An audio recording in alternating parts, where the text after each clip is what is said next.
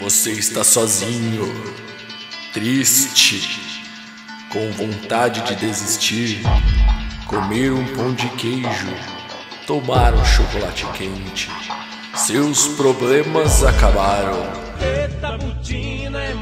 Culto da Fogueira 2011, neste sábado, 6 de agosto, na Igreja Batista Nova Vida. Realização: Ministério de Jovens Ivanov.